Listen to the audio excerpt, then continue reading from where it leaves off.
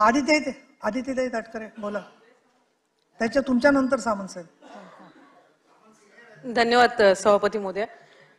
खरं तर हा तसं पाहायला गेलं तर आमच्या सगळ्यांसाठीच किंवा माझ्यासाठी आणि त्याच्यासाठी एक अतिशय भावनिक असा क्षण आहे.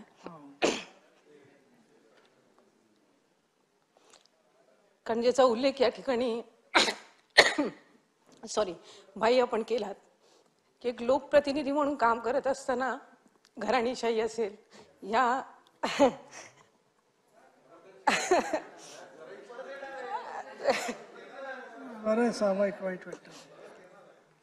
अनेक मुद्द्यांचा सातत्याने विषय होत असतो.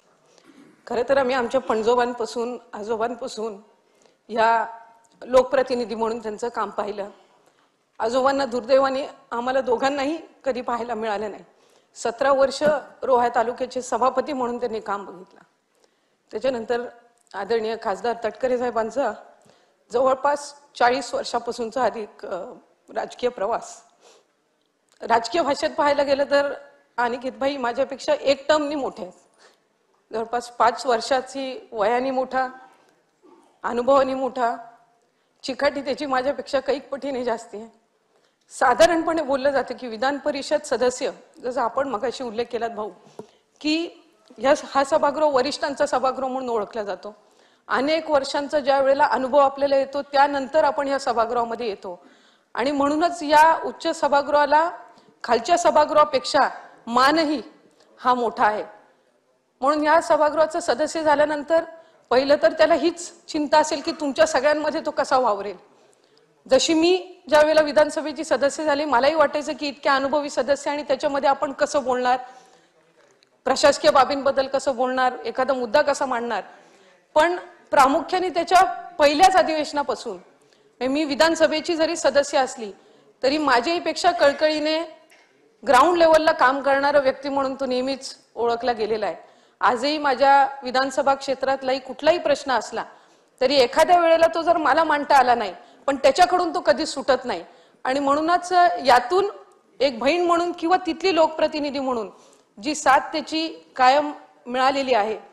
आणि ह्याही सभागृहामध्ये अनेकदा असे ज्वलंत प्रश्न त्यांनी मांडलेले आहेत, तोडगीस काढलेले आहेत.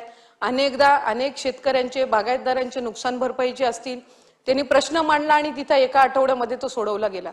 त्यामुळे एक लोकप्रतिनिधी म्हणून शेवटी आपण ज्या घरातून येतो, राजकीय वारसा असो नसो, एक समाधान आपल्याला असतं की ज्या विश्वासाने आपल्याला लोकप्रतिनिधींनी निवडून, आपल्याला आपल्या जनतेने निवडून दिलेला आहे त्यांचे प्रश्न कुठे ना कुठेतरी सोडवायचे.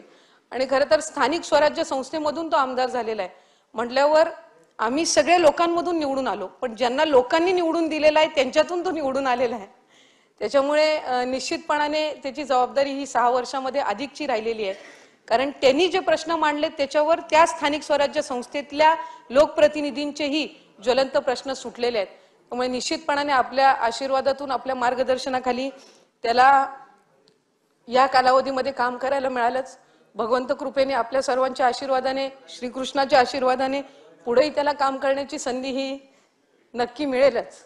पण मिळालेल्या संधीचं आपण सोनं कसं करतो ह्यावर अवलंबून असतं. आणि या 6 वर्षाच्या कार्यकाळामध्ये अनेक असे विषय हे त्यांनी त्याच्या सामंजस्याने, तुमच्या सर्वांच्या सहकार्याने त्याला मांडता आले आणि सोडवता आले.